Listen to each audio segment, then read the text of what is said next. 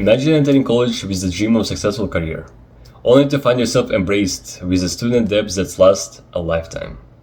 That's the truth for almost 25% of Americans, or more than 45 million people in USA. This is the hidden truth behind the facade of higher education. Today, I present insights from sources like CNBC, The Washington Post, Investopedia, and NEA Today. I deal with the economic mechanisms at play in the educational system. In an era where education is essential for economic mobility, understanding how student loan and universities investments shape our financial landscape is crucial. The burden of student debt is not just a consequence of educational cost, but strategical economic move by universities. This speech explores the economical intricacy of students' debt and the university's investment. We'll delve into the alarming rise of student debt, the unconventional investment strategies of universities, and the impact of these practices on the student and education. So, let's begin with the student debt crisis by exploring the CNBC source on how student debt became a 1.6 trillion crisis. We'll delve the origins and the scale of the student debt crisis, understanding why so many individuals find themselves entangled with this financial web. According to CNBC, the United States have more than 1.6 trillion in student debt, spreading out among 45 million borrowers. This staggering figure sets the stage for the understanding the magnitude of this crisis. The reason for all of this is fairly simple. The loan growing rate on the student loan is becoming increasingly high, where the highest ones can make your $1 borrowed increase the loan interest rate on almost 60%. Also, there is another thing about university investments. Student climate activities are not just advocacy for environmental change, but are also challenging universities to divest from fossil fuel.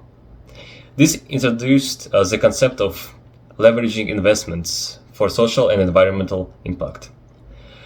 As reported by The Washington Post, student climate activities from Yale, Stanford, Princeton, MIT, and Vanderbilt file a legal complaint to compel the investment from fossil fuels, after Stanford and other universities invested in this type of companies.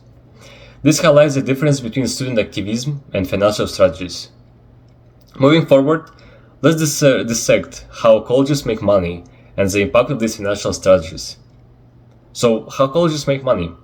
Unveiling the financial mechanism behind higher education, we'll explore how colleges generate revenue beyond tuition fees.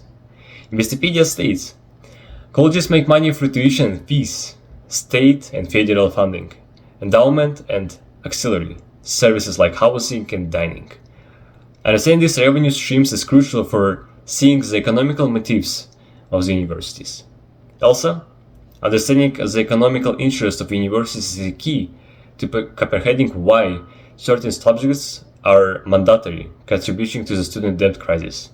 According to the same Investopedia source, the average cost of tuition and fees at a private non-profitable four-year university in the United States is $36,801, where back in the days it was $4,000 or and up to 10 grand.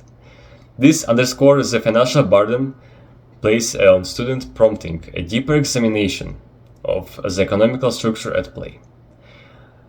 Transitioning to our next point, we'll explore the impact of this teacher shortage crisis and its connection to the economical structure of education. So, delving into the teacher shortage crisis, we'll underscore how lack of resources and support affect both education and students. According to NEA Today, an alarming number of educators might soon leave the profession, impacting student education, including the lack of one-on-one attention and mental health support. This shed light on the interconnected challenges within the education system. By connecting teacher shortage to the economical strategies of universities, we reveal a cycle that perpetuates financial burdens and educational challenges. The same in a Today source emphasize states the impact of teacher shortage on students' education and the need for critical thinking skills to provide students with the support they need. This underscores the systematic issues that arise with economical consideration of shallow educational priorities. So, today we've explored the origins and scale of the student debt crisis, how colleges generate revenue, and the impact of teacher shortage on the educational system. The economical intricacy of student debt and universities' investment and underscore a system issue in higher education. As we conclude, let's reflect on the system change need to be ensured. Education remains a tool for empowering rather than a source for lifelong financial burden.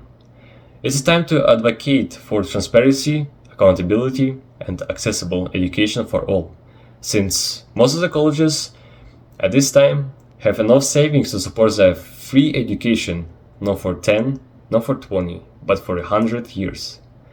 This understanding is crucial for shaping future where education is catalyst for progress rather than chain of owing. Thank you.